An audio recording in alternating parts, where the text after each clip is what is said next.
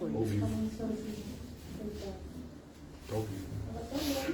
Bom, pessoal, depois de um probleminha técnico, vamos retomar aqui o nosso assunto. Vamos fazer um relink aqui, né?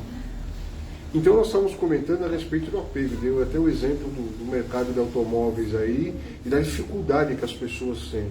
E que quando esse apego se torna extremamente excessivo e aprofundado e ampliado, ele se torna uma obsessão. Ou seja, eu me ligo à pessoa ou ao objeto. E eu não consigo mais me desligar. E isso, gente, se eu desencarnar, eu vou levar esse apego, tá?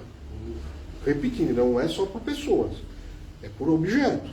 Pode ser uma casa, um carro, uma obra de arte, uma cadeira que eu me sentei a vida toda. Então nós percebemos que toda a minha existência eu passo com vários apegos, eu não tenho um único apego. Ter um único apego seria uma obsessão profunda, né? Seria uma patologia mental, inclusive, né? Eu obcecado, né, por uma única coisa na vida, né? Isso me faria muito mal. Já faz mal ser obcecado por mais coisas, dividir a atenção. Imagina por uma única. Então isso dá uma patologia mental. Eu vou precisar de ajuda psiquiátrica, de ajuda espiritual, de ajuda de fármacos, eu vou precisar de psicoterapia, eu vou precisar fazer tudo.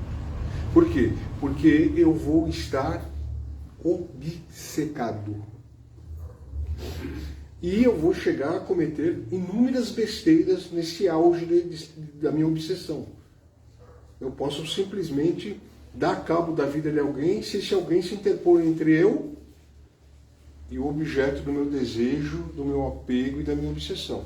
É assim que existiu na lei brasileira até a década de 60, né, 70, que era uma brecha para o crime passional. Ou seja, eu gosto de uma mulher, a mulher gosta de um homem, o homem não importa, e em nome dessa pessoa não corresponder desse nível afetivo que eu tenho por ela, eu daria cabo da vida dela. A gente sabe que isso não é legal, tanto que a lei mudou. Mas percebam até onde chega o apego humano. E o apego é inversamente proporcional à minha falta de fé. Então, quanto mais apego eu tenho, menos fé eu tenho. Percebem? Então, se eu, para elevar a minha fé, não basta eu fazer um decreto, olha, vou elevar a minha fé. Não funciona isso, pelo menos comigo não funciona. Eu tenho que primeiro compreender o que está acontecendo, entender e aceitar que eu tenho que me modificar. E desapegar causa desconforto emocional. Por quê? Porque se eu estou acostumado a tomar conta da vida de todos vocês que estão aqui hoje, e de repente eu falar, mas eu não tenho o direito de tomar da conta da vida de vocês, de pautar a vida de vocês. Então eu vou ter que me desapegar, não vou? Eu vou sentir um vazio por dentro. Então o apego também tem a ver com falta de fé, insegurança pessoal e metas de vida que eu estabeleci e não revi. Então é normal a gente se apegar no automóvel no começo da nossa vida, quanto mais jovem. Por quê? Porque a gente tem ilusão, mas não é normal continuar. Se eu não fizer esse trabalho, não entender, não compreender e chegar à conclusão racional de que tudo que eu tenho material, de mesmo as pessoas que me cercam, família, pessoas amadas, inimigos, amigos, são coisas temporárias. Não adianta eu me apegar. Porque mais cedo ou mais tarde as pessoas vão cuidar da vida delas e não vão estar mais no meu entorno. Geralmente os filhos reclamam muito dos pais. Por quê? Porque alguns pais criam os filhos, educam os filhos, pensando que os filhos vão se dedicar a eles depois. A gente não pode educar uma pessoa para que cuide da gente. Isso não é justo. Não é justo isso. A gente não fica chateado quando alguém coloca um passarinho na gaiola? Não deve ser agradável, né? Eu não gostaria de ser um passarinho. E a gente não pode educar filhos. Esse apego aos nossos filhos, né? Filhos, enteados, sobrinhos, primos, não importa. ele faz o quê? Ele faz que a gente vire um ser com muito apego e manipulador. Ninguém manipula aquilo que não tem apego. Se eu for um político da noite para o dia, por exemplo, eu posso ser um manipulador porque eu me apeguei ao cargo, ao status, ao salário, né, ao orgulho que eu vou ter de uma nação inteira me respeitar. Então perceba que o apego é uma coisa muito séria. Porque o apego é utilizado para nos tornarmos escravos da matéria. Olha, se você conseguir ter 2 carros, você vai ser um cidadão legal. Se você conseguir ser respeitado, você vai ser uma pessoa assim. Então tudo nos leva, todo o contexto, todo o mecanismo da vida, dessa vida em sociedade, não importa o regime que seja, tudo envolve apego. Eu tenho que conquistar, eu tenho que ter, eu tenho que possuir. Só o fato de eu falar, você é minha, você é meu, isso é meu, eu estou começando a me apegar. É difícil falar esse esposa, esse namorada, esse namorado, né? Que nem índio, né? Mas será que os índios estão errados? Não. Como que eu posso dizer que alguém é minha, o meu? Ah, esse é o carro, mas o carro vai acabar um dia.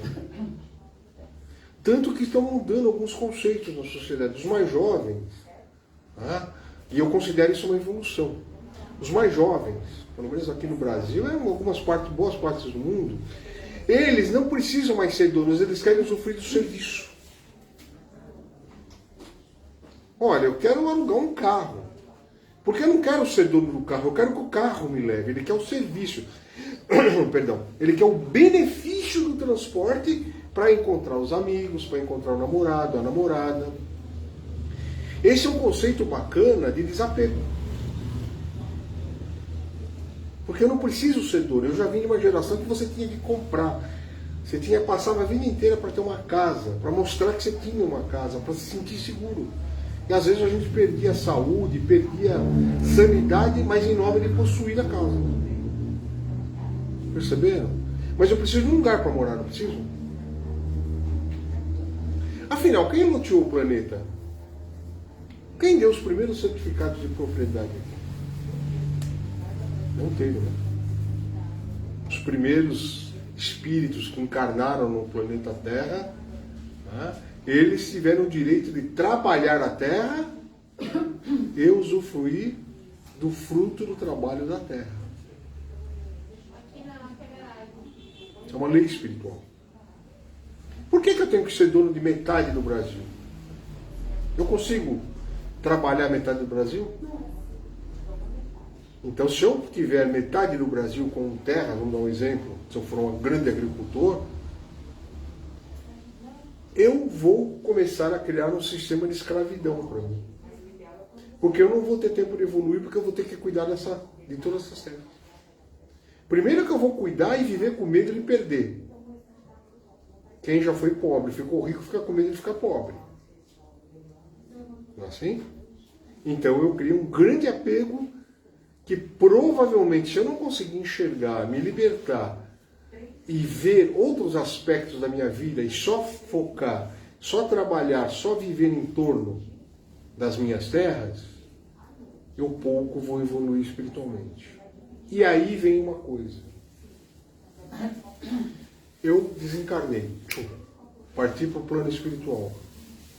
Eu não tenho mais as terras. Eu não tenho. Nem meu corpo eu consigo fazer o transporte para outra dimensão, a dimensão espiritual. A única coisa que eu consigo carregar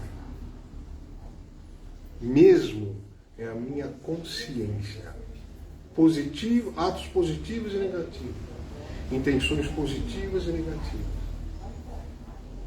E quando eu reencarnar, daqui 30 anos, 50, 100, 200, não importa, eu não vou conseguir invocar os meus direitos de terra. Porque essas terras ficaram para os herdeiros. Ah, mas os herdeiros são a minha continuação. E assim é um pensamento muito, né, que vem lá de trás. Quem diz? Os espíritos encarnam, reencarnam o tempo todo. Uma hora eu sou pai e mãe, outra hora você é minha filha, outra hora você é minha mãe, outra hora a senhora é minha esposa, meu esposo. Então, esse conceito de família terrena é um conceito que vale só para os encarnados, enquanto estamos encarnados. A hora que eu passar para o mundo espiritual, eu não sou mais o Camilo dessa encarnação, eu sou um espírito em evolução. Se eu ficar muito agarrado no Camilo, eu não vou conseguir ir para frente. Se eu ficar apegado ao meu personagem Camilo aqui, e não às coisas boas que eu produzi, e fazer uma reflexão em cima das coisas não boas que eu produzi também, eu vou ficar preso a essa personalidade. Não vou conseguir nem ir para uma próxima etapa. Por quê? Porque eu vou ter que fazer um tratamento espiritual, psiquiátrico espiritual lá do outro lado, para que eu possa me desapegar e aí sim fazer um novo planejamento encarnatório. Perceberam que o apego traz um sofrimento porque eu tenho medo de perder. Só o fato de eu ter medo de perder algo já me faz ficar com o corpo cheio de adrenalina, de cortisol, que são os hormônios do estresse, me faz tornar ciumento, inseguro. E o pior, não resolve nada. Por quê? Porque as pessoas, quando tiverem que partir, vão partir. Quando eu tiver que ficar sem carro, eu vou ficar. E o sofrimento meu, esse sim fica comigo. Esse é o patrimônio que eu vou levar. Então, a matéria e as pessoas com as quais eu me relaciono, sejam amigos, inimigos, parentes, amados, não amados, simplesmente são atores de uma peça chamada minha encarnação, que eu vou largar essa peça. E quando eu for lá para o mundo espiritual e tiver que preparar a minha ida para uma próxima peça, eu já não consigo mais ser o caminho. Então não há como não associar apego com sofrimento. E a gente tem uma programação mental que a gente vai se condicionando, fica tão forte dentro da gente que a gente acredita ser uma verdade absoluta. Então, se eu tenho aqui essa garrafinha, se vocês tentarem ter essa garrafa e eu falar que é minha, eu vou brigar até o fim e a gente pode ter até guerras entre países. País A e B brigando por uma faixinha de terra. Já repararam nisso? Que tem guerras milenares por uma faixa de terra? E essa terra não significa nada do outro lado. E essa riqueza, o ouro, os diamantes, os títulos acadêmicos, eu não levo. Quando eu aportar do outro lado o meu desencarne, eu vou ser o Camilo, o espírito que teve uma encarnação recente na Terra, cujos atos positivos e não positivos estão aqui. Todos os meus títulos, toda a minha nobreza, toda a minha pobreza, toda a minha obscuridade, toda a minha luminosidade não vão ser contados. Não são contabilizados. Eu sou avaliado pela lei divina, pelas minhas intenções e atos. Se eu era um presidente ou uma pessoa, um mendigo na rua, o que vai ser levado em conta são as condições adversas e o grau da minha ignorância em relação àquelas passagens. Veja bem. Então, quanto mais eu tiver esclarecimento, maior responsabilidade eu tenho sobre os meus atos. Quanto mais responsabilidade eu tenho, mais consciência. Então vem aquela velha frase: quanto mais for dado, mais será exigido. Se eu entrar agora no hospital e ir para uma UTI com uma patologia grave, um acidente, e um estudante de terceiro ano vier me coisa, eu não posso exigir muito dele. Mas se vier um médico de 55 anos que trabalha 40 num grande hospital, Eu vou exigir, não vou? Porque ele tem um conhecimento, mas ele pode falhar. Mas eu vou exigir. A lei é mais ou menos isso. Então, se nós pegarmos hoje e fizermos uma tabelinha de todos os sofrimentos que nós temos e conceituá-los, quais são os apegos, a gente vai ver que é 99,9. Olha, eu estou frustrado porque eu não posso trocar de carro. Olha, eu estou frustrado porque eu amo aquela pessoa, ela não me quer. E a gente vai levantando. Perdão. Eu sou frustrado porque eu quero aquela profissão agora e não tenho. Então a gente vive sofrendo por coisas que a gente nem sabe direito se são essenciais para a gente. E é aí que nós, enquanto seres humanos organizados dentro de uma sociedade, somos manipulados em massa. Por quê? Porque nos apresentam coisas para nos apegarmos e talvez coisas que não sejam importantes e também sejam difíceis de ser atingidas. E nós passamos a ter isso como meta principal nessa existência e talvez, se nos apegarmos muito, nas próximas. Então a primeira coisa para parar de sofrer é sentir, eu preciso dessas coisas agora. Elas são essenciais. Elas vão me agradar, mas vão me agradar por quanto tempo? Por meia hora? Quem aqui já não pediu um brinquedo para o pai, para a mãe? Ela ficou 6 meses fazendo lobby, depois quando pegou o brinquedo, brincou 30 minutos e depois... Então não era importante. Mas o meu desejo é importante. Porque quando a gente tem um desejo e ele é atendido, nós nos sentimos bem. Tá? No cérebro existe uma coisa chamada zona da recompensa. Então eu fabrico um hormônio de bem-estar. É isso com as drogas. Gente, quem disse que droga não é prazeroso nos inícios do consumo? Está mentindo, eu acho que é. Você se sente bem, toda aquela pressão, aquela angústia, aquela depressão some. Por um tempo. E aí a gente precisa aumentar a dose, aumentar a dose, aumentar a dose, até que nos tornamos totalmente dependentes do princípio químico e da emoção que aquele princípio químico nos dá. E aí eu começo a ser um sofredor. Porque depois de um tempo da dependência química, seja qual for, ou da própria dependência alimentar, ou da própria dependência, que é uma dependência séria também, não é pouca. Ela não me tira da razão, até um certo ponto. Açúcar. Até um certo ponto. Né? Tem um programa na rede de televisão fechada chamado Quilos Mortais, a tradução. A gente vê pessoas que ficam em estado como se fosse uma dependência de cocaína. Uma boa parte de neurocientistas hoje, de psiquiatras, consideram a dependência do açúcar tanto quanto maléfica quanto a cocaína. O açúcar vicia tanto quanto a cocaína. Por quê? Porque o açúcar me dá prazer. Por que a diabetes é essa doença que pega todo mundo e está pegando criança, adulto? Primeiro, a alimentação, sim. Farináceos, coisas refinadas quimicamente.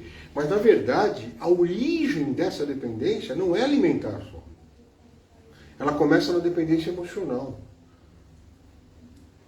E é difícil cortar a dependência emocional. O apego à droga, ao açúcar, ao excesso de qualquer coisa, ele começa por uma necessidade, por uma descompensação minha. Eu estou desequilibrado. Eu não estou no meu melhor. E se vocês verem a série, vocês vão ver que o médico, acho que é no Arizona, que é no Texas, o médico sempre fala, agora você vai para a psicoterapia. Porque a pessoa, quando você levanta o histórico da pessoa, ela teve traumas em infância, uma série de coisas. Ela não chegou a ter 300 quilos do nada. Ela não acordou um dia e falou, agora eu vou ter 300 quilos. Começou com a fuga. Né? Exatamente. É um processo. E o apego gera doenças emocionais e mentais. O fanatismo não é um apego. E o fanatismo não leva à guerra, à intolerância, todos os tipos de tolerância, política, sexual, tudo. É um estado em que o ego fica fechado nele mesmo e ele se sente dono de tudo dono da razão, dono das coisas, se apega a tudo, mas se torna um grande sofredor. Para nós pode ser até um algoz, né? Todos nós olhamos, nossa, que pessoa, um algoz, um algoz. Mas no fundo, essa pessoa ela é uma sofredora. Que não pode pegar, sair um domingo de manhã, respirar, sem que não tenha aquilo na cabeça. Mas você precisa cuidar, a família é tua, o país é teu, o dinheiro é teu. Isso é um tormento sem fim. Por isso que as gerações são menos apegadas a possuir uma casa. Eles falam, qual é o preço que eu tenho para comprar uma casa? O preço vai ser trabalhar 45 anos e noite. A maioria não vai querer. Então eu vou trabalhar, ganhar um pouco menos e vou usar, e vou alugar. Ou no hostel. Perceberam? Que no sistema que nós temos ficou restrito a nada. O carro que eu tinha, não vou levar. Mas as situações, as minhas atitudes dentro do carro e fora dele e em relação a ele, eu levo. O carro não, ele foi o quê? Um veículo, ele foi um meio pelo qual esse espírito encarnado chamado Camilo, que está Camilo, nem é o Camilo, porque eu não sei meu nome, de fato, não sei qual é o nome espiritual, mas estou Camilo. Né? Como devo ter estado em outras apresentações, tanto como homem e tanto como mulher. Perceberam? Se nem isso eu tenho que começar a olhar, a colocar o foco da minha atenção existencial aonde? Não no meio, mas nos valores e no fim que se vai atingir fazendo aquilo. O que é melhor? Dormir com a consciência tranquila ou ficar perante a galera bacana? Depende. Você não consegue viver o tempo todo sendo bacana para a galera e ficar vazio. Eu vou me desconectar de mim mesmo e depois do alto. Não dá mais para dizer que a figura de Deus não existe. Não importa se é uma figura religiosa que nos apresentaram, se é a ciência como uma causa primária. A ciência olha para a causa primária das coisas, não olha para Deus. Não é um Deus personal. Causa primária. Se você for estudar física, astrofísica, os conceitos de Deus estão lá. O Einstein falava isso. Eu busco a Deus, mas não esse Deus religioso que me apresentaram. Eu busco a Deus sob os olhos da ciência. Mas qual a diferença? Se a gente respeitar os outros, a natureza, e buscar a Deus como uma causa primária das coisas, e respeitar esses valores, talvez nós sejamos melhor que muitos religiosos. Sem ser religioso. Jesus não fundou uma religião. Jesus fundou um princípio filosófico de vida. É outro departamento. Religião nós criamos. Porque eu gosto de certos rituais, não gosto desse, então fui fazendo o quê? Customizando o cristianismo dos meus jeitos. Só que quando eu customizo, eu também estou alterando para as minhas necessidades e intenções. Eu sou um líder religioso. Por que o Espiritismo não tem um órgão central religioso? Porque Kardec deixou muito claro. Mais do que um líder religioso, mais do que um grande mestre, mais do que sem Jesus, vale aquilo que eu, enquanto espírito encarnado, estou aprendendo e estou evoluindo, sabia? Não adianta nada eu falar, olha, Jesus está comigo, eu ando abraçado com ele, mas eu não estou evoluindo. Ou com o Sai Baba, ou com o Krishnamurti, ou com o Chico Xavier, ou com o Divaldo, ou com o Henry Sobel, que é um rabino, com o Newton Bonder. E daí? Perceberam? Isso é apego à vaidade. Isso é apego a vazio. O que importa, se eu andar do lado de todas essas pessoas aí que foram líderes espirituais, religiosos, é se eu estou aprendendo com eles aquilo que vai me valorar a minha existência. É isso que eu tenho que me apegar. A substância da minha existência e não a casca da minha existência. Então, quando a gente se apega, por exemplo, à beleza física, hoje em dia nem há mais para fazer, porque você tem que ser alto, magro, esguio, pesar tanto, se alimentar tanto, ser graduado em 3 coisas, ter olhos azuis, ter cabelo... Gente, como que a gente vai cumprir isso? Isso é uma ditadura sem fim, não é? Então, a gente precisa desapegar de tudo isso e buscar a verdadeira essência. Mas, Camilo, tem algum problema gostar de coisa bonita? Gostar de alguém bonito? Não. Mas a gente não pode idolatrar e nem se apegar.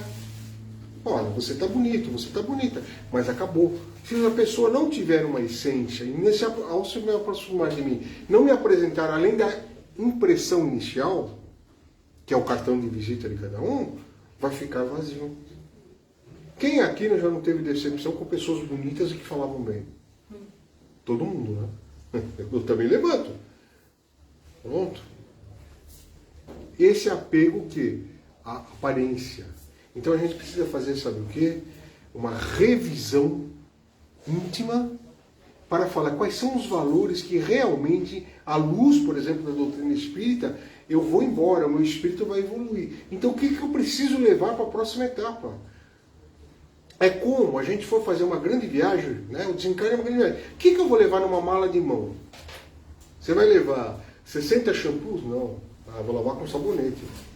Você vai levar 60? Não, vou me enxugar com essa toalha. Você vai levar o necessário para que você continue a sua jornada após a viagem.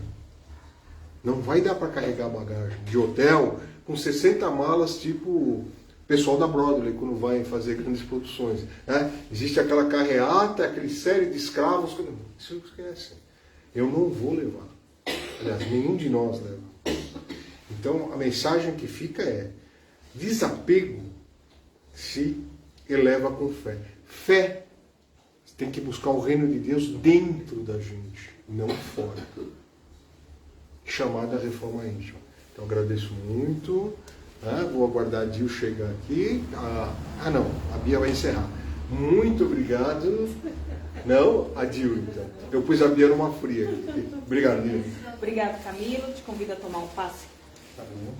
Boa noite a todos, muito obrigada por nos assistir, por nos acompanhar. Na próxima segunda-feira é uma ponte de feriado, mas a casa funciona normalmente. Então também estaremos aqui com a palestra com o Paulo Matias. Uma boa noite para vocês.